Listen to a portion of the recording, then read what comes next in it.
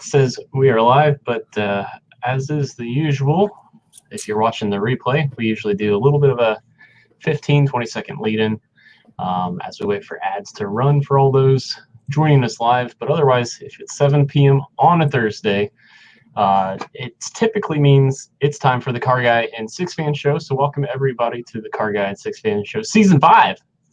So we'll start it off here. I'm your host tonight, Grant Tommy, straight SIXFAN, but the other guy with me is Jason, and I am the car guy of this operation, and we want to welcome everybody back to our our 5th season and our 73rd episode, I believe, of the CarrGuy and SIXFAN show. So welcome, guys.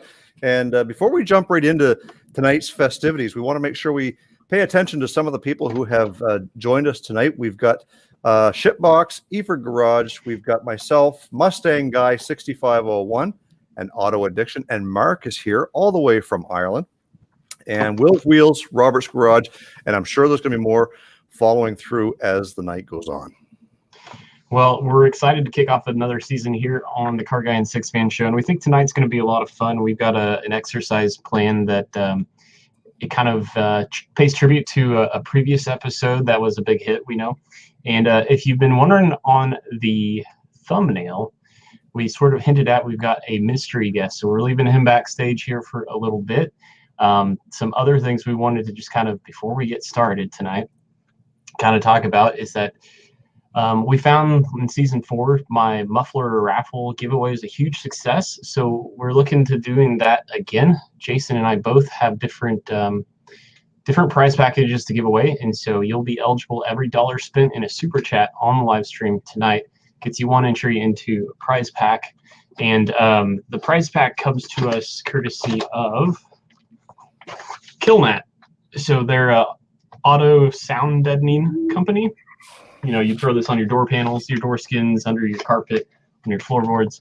I don't have the actual, they haven't shipped me the actual package, so I can't tell you guys what all is included, but I can tell you the prize pack's going to be valued anywhere from about a $70 prize pack to up to maybe $128, $130. So anyway, just want to let you know that they will be sort of almost like a title sponsor, if you will, moving forward for all of my episodes.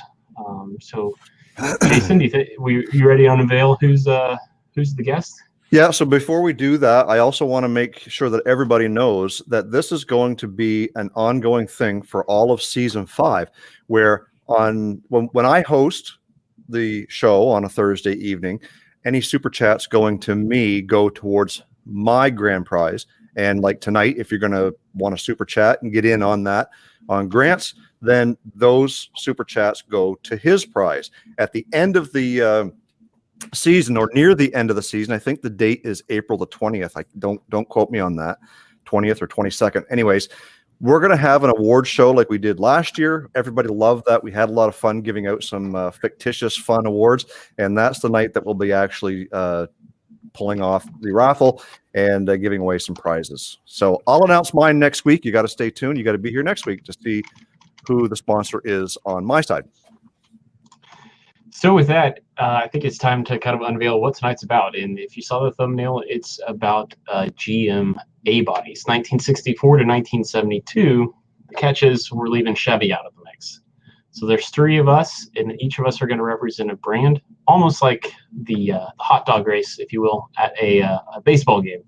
Think of us as mustard, relish, and ketchup, but we're representing tonight. I will be representing Buick. Jason will be representing Oldsmobile. And our special guest we have with us is Terry Eford. Eford Garage representing Pontiac. Welcome, Terry, to the show. Well, glad to be here. You know, long-time listener, first-time caller. So. Well, it's a little bit of curveball because, as you guys know, if you've been longtime fans of the CarrGuy and SIXFAN show, or followers, if you will, we like to do a legacy episode, then 2 interviews, legacy episode. This is technically a legacy episode tonight, but we thought we'd spice it up a little bit, inviting Terry in, and we'll get into it later, talking to him about his channel, what he's about, maybe some lessons learned from his end. But with that, I'll see if I can't screw up screen sharing here, so I probably should have tried that harder. That's all right. While you're doing that, Grant, I'm going to just kind of go over to the chat one more time and make sure that everybody that has joined us so far gets recognized. Obviously, Terry, I've already called his name, but Stuff with Cletus is here. Binder Off-Road, Boost Rodeo. Hey, Ryan, welcome. King Eric, the greatest of all. I think I've already said Will's Wheels. Gary Mathis is here. Stupid Fast Truck. And Stupid Fast Truck was the winner of the Christmas t-shirt giveaway on my side of things, telling me that he got his t-shirt today. That's awesome. We hope to see you wearing it in an upcoming episode. And I think that's everybody. Let's get ready to rumble. All right. Well, so here are the rules of engagement for tonight. So what we're going to ask you guys to do, since we're all representing a brand, so Jason, Terry, and I will talk about what we think on each of the slides. If you could build one car from each of the years, 1964 to 72, which brand are you picking? So we will do it. Our votes don't count. It is viewers' choice wins. But I think it'll be a fun discussion with the three of us. With that, see if I can screw this up. So we'll start obviously with 1964. So for those of you guys who don't know, the A bodies for Buick, Oldsmobile, and Pontiac. Of course, Pontiac is going to be the most recognizable with the GTO. Oldsmobile is your Cutlass line, and then Buick your Skylark. So I will. Not Regal. Yes, not Regal. So Jason, we'll start with you. Of 1964, which of these three would you be building if you could someone was going to give it to you for free? Which one are you building? I'm going Oldsmobile, simply because out of this particular year and those three vehicles, the Oldsmobile looks the oddest to me, and I'm all about odd cars. I know that, sometimes I think you are too, but nevertheless, this one has the ugliest front end. But nevertheless, whether you're going to give it to me in a two-door post or a four-door, I'm going to go with the Oldsmobile. Terry, which about yourself? I mean, I don't know that Jason and I are going to be probably shocked with the answer, yeah. But I'm not going to be obvious about it at all. So the GTO, I mean, the first muscle car, the Rebel, the car that wasn't supposed to exist according to GM. They told them not to make it. They made it. It's a Rebel of a car. Yeah, certainly for the history side of things and what the GTO represents, what it started for the rest of, I mean, really, a lot of us probably aren't here tonight with our interests, if not for the GTO. So no doubt, if you're an investor, a wise investor, you're going to spend the money on the GTO. But honestly, Jason, if it's me, I think I probably agree with you. But I don't look at this Cutlass and find it ugly. I think, and I don't even know if the Cutlass name badge actually came about until 65, maybe. I think this is the F85 or whatever. I think it is. Yeah. But that front nose, to me, honestly, it actually reminds me almost like 68 Torino kind of look. It's so simple and clean to me. I actually don't find it ugly. I think I would build the Oldsmobile as well. So, well, when it comes down to looking at the Oldsmobile, I use the term ugly as a term of endearment. Like I look at that car, out of the three of them, that one there almost looks Australian built. As far as the design, like you look back at some of these Australian muscle cars and they just looked a little bit different than what the American ones did. And so, yeah, I'm still going with ugly, but guys, if you're in the chat, let us know which one that you voted for. We've got 2 votes for the GTO, 3 votes for the 2 for the GTO, 1 for the Buick. Go ahead and enter in your vote now as we get ready to promote this slide, and we'll move on to the next one here pretty quick. Yeah, we'll if no other votes come in, of course we'll have to give this one to Terry. Terry will start leading the race, if you will. That's typical for Pontiac, leading the race. You could ask Chevrolet, but I think they'll say something different. So we see some votes coming in there now. We get some Oldsmobile, GTO Olds, GTO Buick Olds. And yeah, so we got a few more votes coming in there. I think now that we've got a pretty good selection, I think we've got 4, 7, 10 votes in so far. One more, Gary Mathis is going Buick, so I'm going to write that one down. I think it's good to call that one, and we'll move on to the next slide for 1965. Terry, take a look at those cars and tell me which one you think looks the best. No, I got to go with the GTO. I like the improvements they made from 64 to 65 with the stacked headlights, the new hood scoop on it. Still have the 389, get in a tri-power. Just kind of a classy muscle car, gentleman's muscle car, if you will. And Grant, what do you think on this one here, 1965? Which way are you going this time? I think this is one of the toughest years, honestly. There's something I like about all of them. I actually like the headlight surround on the Oldsmobile, kind of where it dips down to get back to the grill. Like I like that line, and a little bit of the concave, like the blinker, the corners of the front fender kind of protrude out a little bit. And the Skylark has a similar look to that. Skylark looks a little more clean and classy, I think, of all of them, like just simple and clean. But I'm a sucker for stacked headlights, so the 65 GTO, I think, is where I'm going. And you know what? I think we're going to get the trifecta on this one. I like the stacked headlights too. My Chrysler Cordoba has the 4 headlights, and they're stacked. Granted, they're rectangular, but nevertheless, I've always liked the quad headlight system on these older cars. We'll see as we get into some of the later years, but nevertheless, I'm going Pontiac GTO on this one as well, guys. Now is the time to go ahead and place your vote in the chat for 1965. Tell us which one you like the best, the Oldsmobile, the Buick, or the Pontiac.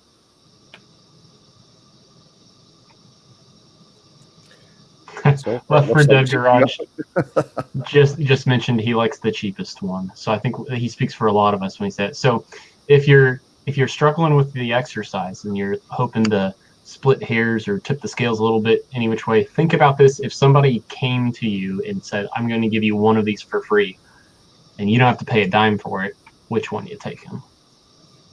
I just wish someone give me one for free. Yeah, I'm sure a lot of people will be like, I'll take any of them. If you're giving it for free, like, whichever. So my man Gary Mathis is voting for the 65 Oldsmobile. We got Jimmy C and friends is in the house. Thanks, Jimmy, for jumping on here. He's going with the GTO as well. It looks like GTO is walking away with this one. Let's move on to 1966. Terry, you kick us off and you kind of let us know what you're thinking. Well, it gets a little tougher because I like the little bit of front end change on the Oldsmobile. They're going in the right direction. But still got the stacked headlights of the GTO. And they did change a few things in 66. The grill's a little different. Got the turn signals in the grill. The Buick for this year, just doesn't do it for me. The Oldsmobile's close, but I'm still going to go with the GTO. Surprise? Man, not yet. Really, like... No, I do like the tapered look of the GTO grill updates. Like I like that. I almost maybe like it better than the 65, but since I already 65 and 66 have a lot of similarities on the GTO side, I honestly, the Buick, I guess the Buick's just, I keep going back to simple and clean, and I feel like it's a great canvas to me to build on top of. What say you, Jason? Well, I'm going to break the mold on this one a little bit. I'm going to go back to the Oldsmobile simply because one of my favorite years of the Oldsmobile, we're coming up on it, but we're starting to kind of gain or garner that look. And I didn't really care for the grille in this 66 on the Pontiacs. The Buick kind of almost looked like an Impala in this year. So yeah, you were talking about it being plain. I'm going to have to say you're right. They looked plain. I'm going Oldsmobile. Guys, in the chat, now's your time to type in 1966 and the car of your choice. Yeah, so we had a 3-way split there from us. But so help me out here, guys. I can't remember which of the 3. One of them, is it Oldsmobile? Like the motor's completely different. Like the firing order is different. Isn't one of them these 3? Don't they have a totally different?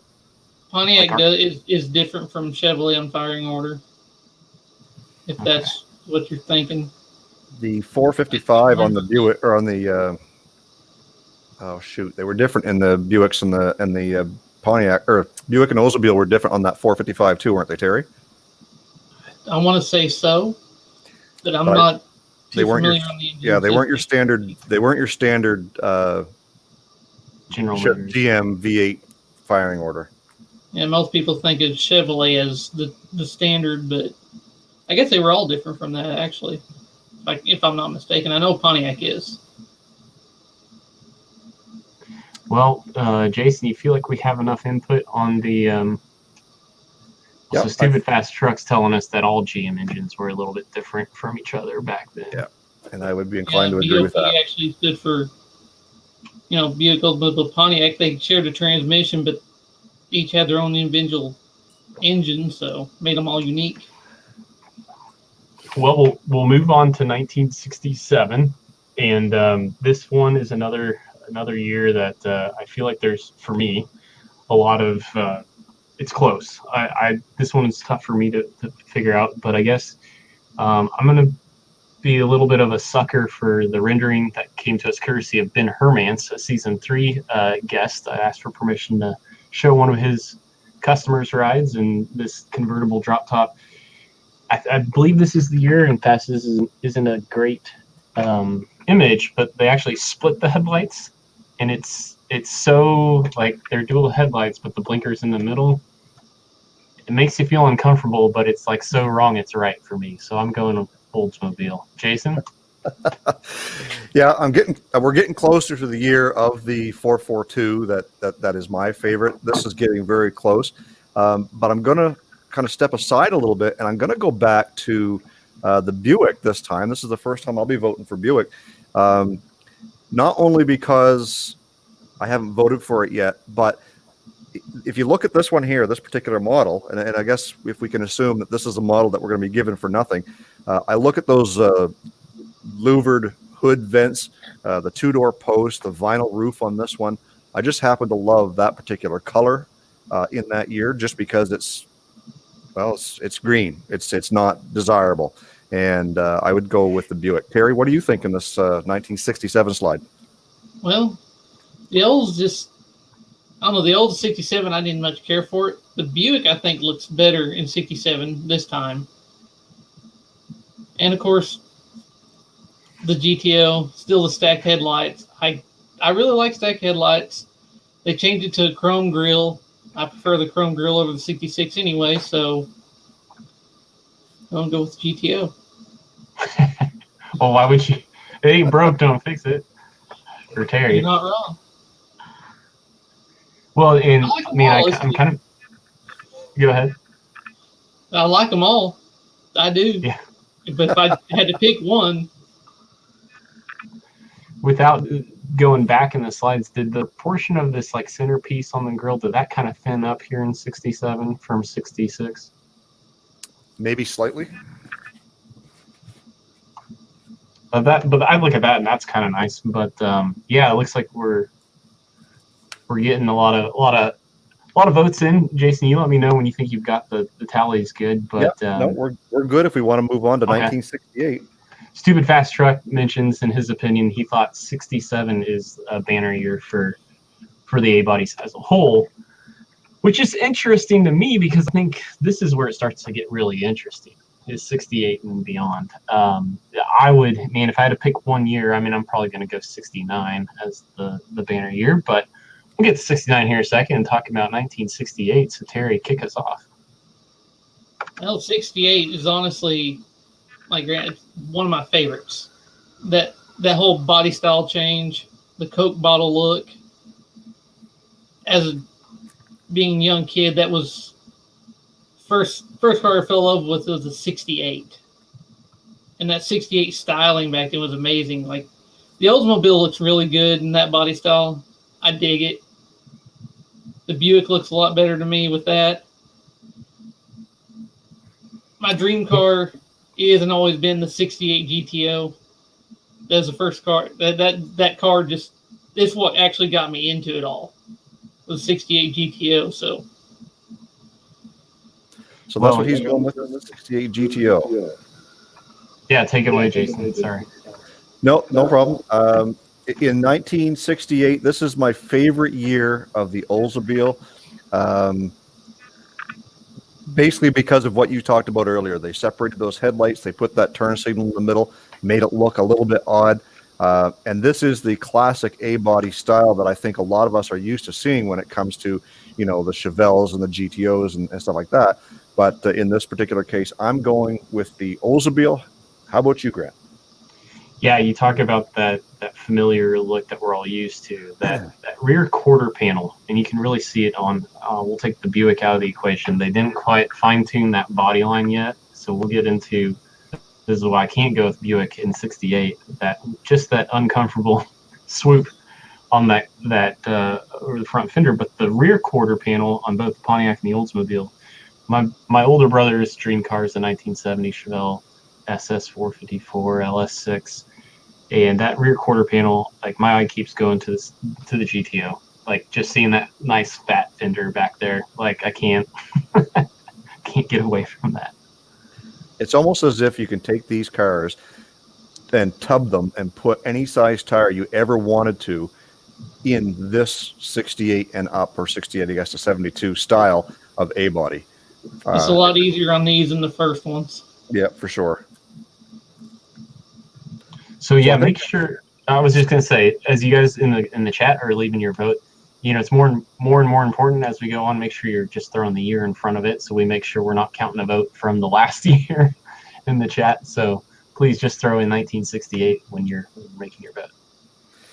Yeah, so I think I've got enough votes for 1968. Let's move on to 1969, which I think we're coming up on a lot of favorites for a lot of people. So as you guys can see, in 1970, there's a little bit of a difference here. They've all kind of gone a little bit different direction. You've got the Pontiac with the hidden headlights there, still kind of got that split down the middle. You've got the Oldsmobile still with the split, but I think they moved the headlights closer together again back in 69. And then you've got the Buick Skylark with that ever so sexy body line kind of swooping down towards the back wheels. Grant, what do you think for 1969? This one's tough for me.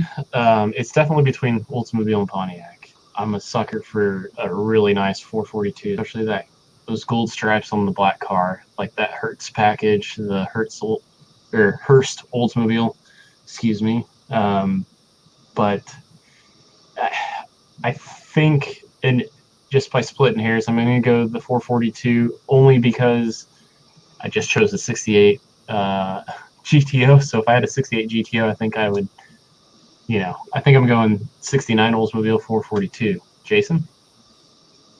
Yeah, well, I kind of gave it away there at the beginning when I talked about that sexy line going down the side of that Buick, and I'm going to have to go with Buick simply because of that single body line all by itself. Terry, where are we going with this one? Oh, I'll agree with Grant. Like, the Oldsmobile, they did a good job on it. I like it.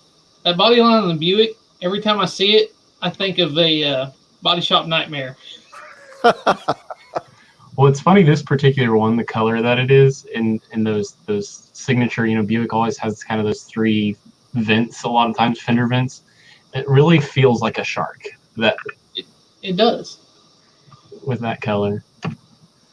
The GTO the Judge was that year, and I still love hideaway headlights. Hideaway headlights is like one of the cool features back then that was killer to me. I mean, if you're looking at it from an investment standpoint, there's no doubt the 1969 GTO is going to be the one that you're going to roll across. In that condition, it's going to roll across Mecum for probably over 75 grand. Yeah, real Judge, the Ram Air 3 or something. I'm pretty sure that's the most popular and desirable year for them. I still prefer the 68 over the 69, but from a standpoint, like you said, yeah, market-wise. So I see a few more new guys jumping into the chat there. We've got Gary, Mr. Mach 1, and John Wilburn. If you guys are just joining us, Roller Skates has just jumped in here as well. We are voting on our favorite A-body GM product. We're taking the Chevelles out of it. We're just going with the Buick, the Pontiac, and the Oldsmobile. And we want you guys to vote in the super chat, and vote in the chat right now. and tell us which one in 1969, if it was given to you for free, would you take. So go ahead and vote that, and we'll close this voting off for 1969 here real quick. Yeah, I want to go back to something that Terry said that's real interesting to me, is that it is interesting, the muscle car era. Like, most of us think automatically 1970s kind of the peak year, like that LS6 454 Chevelle. But yeah, it seems like to me Pontiac, there's a couple other cars that really 69 is the pinnacle year. And I think that I agree with what he said. For the GTO, 69 is definitely, especially with the Judge, that's the pinnacle year for that car. So we had a few last minute votes coming in there. I think it's time to move on to 1970. And let's see what y'all have to say about the 1970 A-bodies with the Chevelle Malibus kind of taken out of the equation. Well, for me, this one's like, I don't even have to think about this twice. I'm going the GSX, the Buick GSX. Like, I'm not even thinking twice about this. I'm going there. And I'm pretty well right behind you. I think that was a pretty classy car. We're still looking at that Judge down there in the bottom corner, and a very classic look, and very stylish, very popular. And the GSX just was one of those kind of odd bodied type car. I don't want to say odd bodied, odd looking cars or odd branded cars, because Buick really didn't have much of a performance muscle car, and it was time that they stepped up to the plate and gave it their all. So I think I'm going with the Buick as well. Terry, what do you think? Honestly, 70, Buick stepped up their game big time. I love that Buick. Olds did a killer job. And I used to not be the biggest fan of a 70 GTO, believe it or not. I always thought when I was younger that nose was kind of ugly. But it's grown on me over the years. And I'm going to go with that because that one right there reminds me of, especially that one, reminds me of the car from Two-Lane Blacktop. And that color me gone color right there. Yeah, you mentioned it, Terry. That it's funny how that happens. Like, you see a design cue the first time you're sure, you're like, ugh, and then it's like 5-6 years later, like, man, I really love that. Fill in the blank. And I mean, I do struggle with that nose of that GTO. It seems a little, Pontiac's always had great styling for the longest time, and there's something about that front divider that's a little grotesque and seems a little out of place. But yeah, I mean, I'm going back to the Buick, but yeah, I see what you're saying there. And I want to make note that I'm just kind of going through the chat one more time, and I don't think I'm seeing any GTO in there for 1970. We got lots of Olds and lots of Buick, and I think this is kind of a first for this. Oh, I did see one up there. I guess King Eric the Great gave us. We'll give him the one vote for the GTO. This round. One was 70 GTO. Oh, was he? Okay, I didn't get up that far. And Roller Skate said you can't beat the Judge, so I'm assuming that's... Yeah. All right. They got 3 votes. We'll give them 3 votes this time around. And also, guys, I see Luke from Coastal Auto Reaction has jumped into the chat. If you want to stay tuned for next week, Luke will be our first guest of season 5. So he'll be on my channel with me and Grant next week. Hope you guys will tune in for that. And if you haven't checked out his channel as well, go on over there and hit him up. So I think we got 2 more years to go, Grant, 1971 and 72. 2 more years to go for sure. And yeah, excited to interview Luke, see what he's all about. And did want to say hi to Dale Klein, who's dropped in the chat, as well as what happened there. I fat fingered the scroll bar there. And the Maniac as well. So 1971. This one is this one again for me is like a toss up. I love the Buick GSX, but it's like, hey, if somebody just gave me a 1971, I'm not gonna get greedy and I'm gonna probably change it up a bit. I mean, I'm a real sucker for the split nose of the 442. Like, I love my 71 and 72 442, but the way this particular person treated this 1971 GTO, oh, I would die for that car. I love all of what I'm seeing on this particular build. Terry? That Olds, I like the way the Olds did it. I like the hood on the Olds. The Buick still looks good. The Pontiac, I like the way they did the snorkel looking scoop on it that year. It makes that nose look a little bit better to me from 70. Other than that, I mean, yeah, I like the GTO. Even though, yeah, 71 was just kind of like the downhill for me, really. But I still pick the GTO. Yeah, and I think the Oldsmobile in this case seems to be kind of rolling through there. We've got a few for the others. Luke is saying he's not a fan of any of these cars, but he'd take the Buick. Buick at this point was starting to, in this particular car that we're looking at, was starting to kind of plane off as almost a Chevelle style looking car. But I'm going to have to go with the Oldsmobile myself.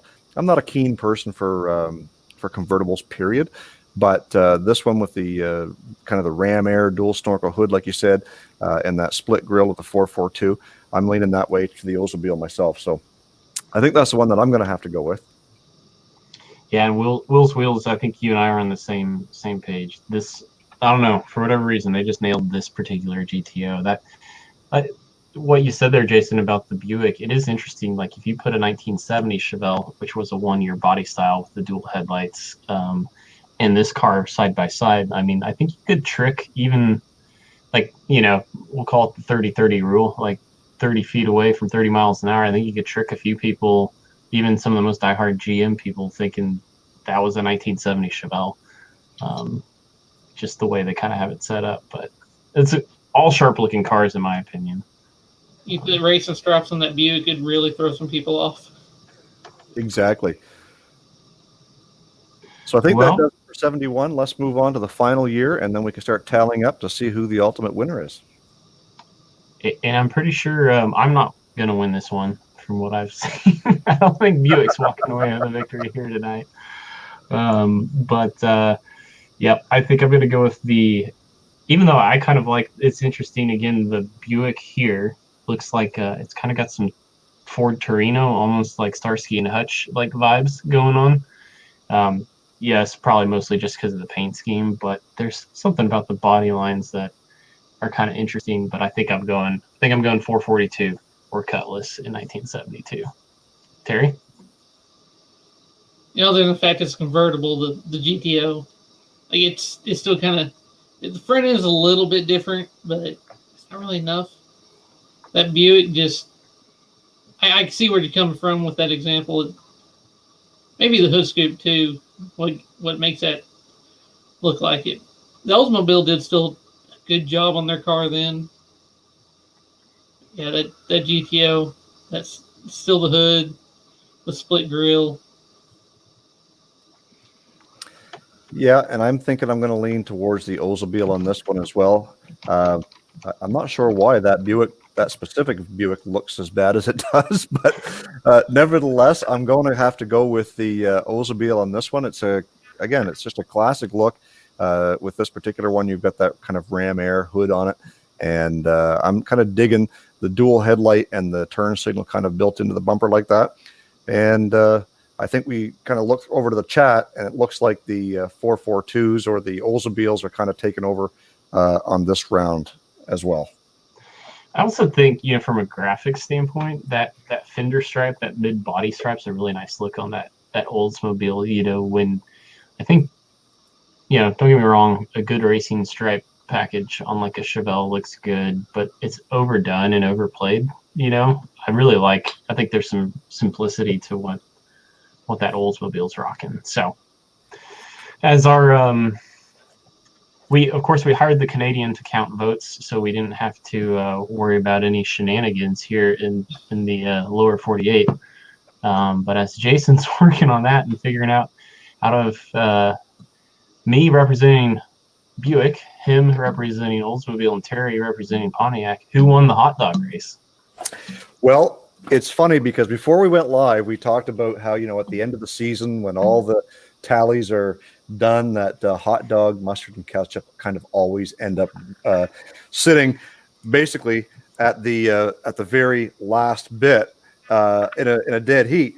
So this is no word of a lie. I'm not sure if you guys can see this or not, but 3 circles in each column means that Pontiac, Buick, and Oldsmobile all won a round in that heat. So I think it's pretty safe to say that of A bodies, I think they all shared some love throughout the years equally. And even with our small group of 25, 30 people in here tonight, that seemed to prove out the same here. Yeah, I've been tracking, and we've been hovering right around between like 28 and 30. So it's been a really good showing here for the first CarrGuy and SIXFAN show. I think our season 4 average was usually on a legacy episode like 24, so it's a great sign. So we're kicking this off on the right foot. But yeah, I had thought about including 1973 as the tiebreaker, if there was the 3-way tie. But I thought, you know what, though, that's robbing potential content for later. When we could do the odd body years, 73 to 77. Well, and one thing too is that we certainly didn't anticipate going 9 rounds and having it split 3 ways either. But when we take a look at those results, and I think, like I said, throughout those 9 years, every single one of them had great characteristics that each of us seemed to like. There's a few of us that just simply aren't the GM A-body type, but nevertheless, we do appreciate the amount of style and engineering that went into these cars over the years. Well, in the other way, I always like to picture myself as, I am a designer, I'm an architect, but if you were an automotive designer back in the day, and, you don't get to control how funds are distributed, I think some of those things, like that split headlight look of the 68 Oldsmobile, is someone's just I'm just going to try something different because I have nothing to lose here and just see what happens. And so, I don't know, that's what I enjoy about the fact that there's those 3 brands, Yeah, and I think at one point I saw somebody, I think it was the Miniac, who had mentioned about the tachometer being on the hood on one of those GTOs. And Terry, you can verify this for me. I think it was 69 was the first year for that. Actually, oddly enough, some of them were options at 67. Oh, really? Okay. But yeah, 69 was a big one with the Judge, because usually you got the Judge, it had the tack on the spoiler, so, and then the little Judge strap down the body side. So it's always it's pretty iconic when you see it. Well, oh, sorry, Terry. Sorry to interrupt. That's fine. I was just going to say, so from here, so we're as each season goes on, we get a little bit longer, and I think we try to track more towards the 40-minute range these days, maybe 40, 45 if the conversation's real good. What we'd like to do is we'll start asking Terry some questions about his YouTube journey, kind of how he got started. But for you guys in the chat, since Terry is a wealth of knowledge when it comes to Pontiac things, if you have Pontiac-specific questions, start thinking of what those might be, and we'd be more than happy to throw them Terry's way. So while you think of those ideas, let's start with, so Terry, everybody's YouTube journey is different. We all start at different times. We all get into it for different reasons. What is it that drew you to YouTube to get you started? I can't exactly recall. I just picked up a video, picked up the camera and started making a video one day. And then I realized, this could probably fund my hobby. Not so much like I could be rich like these other YouTubers, but I could probably afford to build my stuff now. Yeah, and that's a good point too, because if we'll talk about it at the end of the video, but or at the end of the live stream, that YouTube is something that a lot of guys will do with the aspirations of becoming a million subscriber, blah blah blah, and having the unlimited budget to buy whatever car you ever wanted. Some of us just want to be able to have a couple extra dollars to throw into maybe a set of headers or a muffler or a this or that to charger. Yeah, or just to kind of get us going in the right direction as a way that we can sell it to our wives that I really need to have this part and YouTube's helping me pay for it.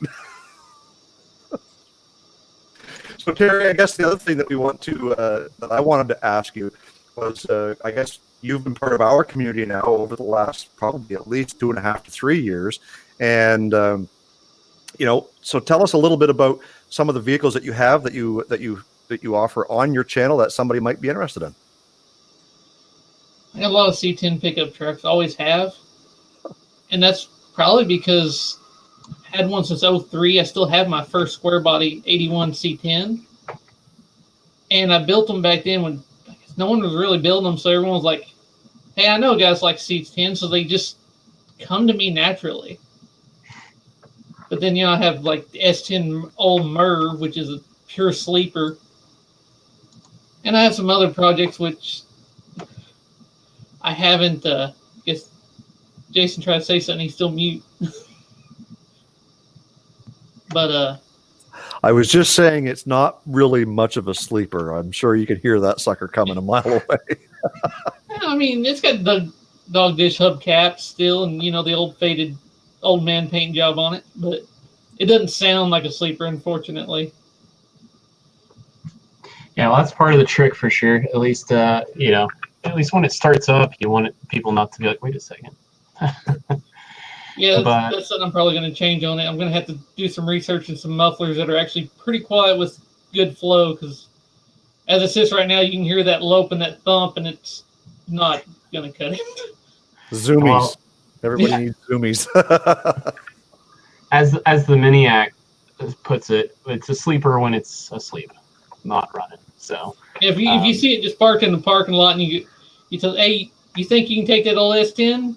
If it's not running, they're probably going to laugh at you. Well, we did have one Pontiac specific question coming from the chat, and we'll get to that here in a bit. But Terry, we'll wrap up with one more question just about you and your channel and your journey. Of course, you can find Terry on YouTube the way he's written his name out there below at Eford Garage. But Terry, as you reflect back on, I guess kind of two-part question, how many years have you been doing it? But then when you reflect back on that time frame, what's maybe one thing you wished you knew sooner than what you did to help you with growth? I'm going to say I probably started taking it seriously about 4 or 5 years ago. And for the growth, I think it's not having that fear to put your videos out there, because I'm sure a lot of people make a video, they're afraid of that. Not a what I'm looking for on this backlash or criticism, but some people's criticism is not really criticism. You just kind of got to take it with a grain of salt and go. Just share your videos and don't really care what people say, because there's a target audience for everybody. You just got to find your audience. Well, and we've always said that it doesn't matter what you're uploading to YouTube. If it's something unique or there's a certain style to something that you're doing, there's somebody out there that wants to see it. So it's about fine tuning the direction that you're going with it and seeing how many people that you can kind of get on board. Yes. Grant, you did say that you had a question that came in from the chat. Why don't we find that? And before we start wrapping things up. Well, to kind of piggyback on what you just said, Jason, that's why we do what we do here on the CarRGuy and SIXFAN show. It's all about community, because it's one thing to put up something unique and what you like, but when you fine tune that community piece, it really helps. Sometimes, I hate to use the word due to recent events, so I'll try to steer away from it. But sometimes it's nice to have the crowd stick up for you. I guess I'll say it that way. So anyway, the question that came in from the chat, Terry, was Will's Wheels asked if you could explain the differences. Now, this is going to be a big question because it's kind of vague. So if you want to take just a particular model year, that's fine to do it this way. But he asked if you could explain differences between the Tempest and the GPO. Well, they're the same body, same chassis, all that good stuff. The biggest thing was in '64, you started with the Tempest. You upgraded to your Le Mans. And then the GTO was actually not a model. It was an option on the Le Mans. Because back then, you couldn't get something like a GTO because it was about 3,200 to 3,400 pounds. and they had a cubic inch per weight limit. So you couldn't get anything usually larger than a 326 in a Le Mans or Tempest. So they kind of hid the 389 in the trim package on the GTO to get away with it. So in 64 and 65, it was an option onto those Tempest and Le Mans models. And then 66, it got the 242 VIN code, but it's, for the most part, other than a few differences, the same body. You have your different trims on it, different engine, but it's overall the same car. And a nice car that it is, you know, like for a lot of people I think especially once you get up into the 69 model year and 70, those are kind of real desirable cars, GTO cars, when they first kind of became their own. And I don't want to say I've never been a GTO fan until I started, you know, kind of doing things like this with Grant, is kind of going through different years and singling out certain cars and finding out, okay, well, yeah, there is a little bit of style, a little bit of love for something like that. But as we get ready to kind of close out the show, one of the things that we like to do for our people in the chat is to let everybody know what's up and coming on our YouTube channel, so that we can kind of showcase a little bit about what's going on and maybe a little bit of a teaser. So Terry, if you've got something that's coming up on your channel, why don't you tell everybody, and maybe they can head on over and check it out.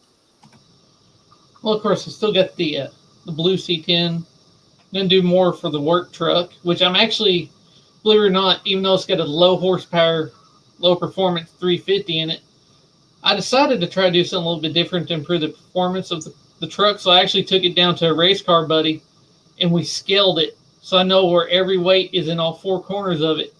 I'm going to try to actually do something with that on a budget rather than doing something to the engine, and seeing how far I can actually improve it just by moving stuff around and weight.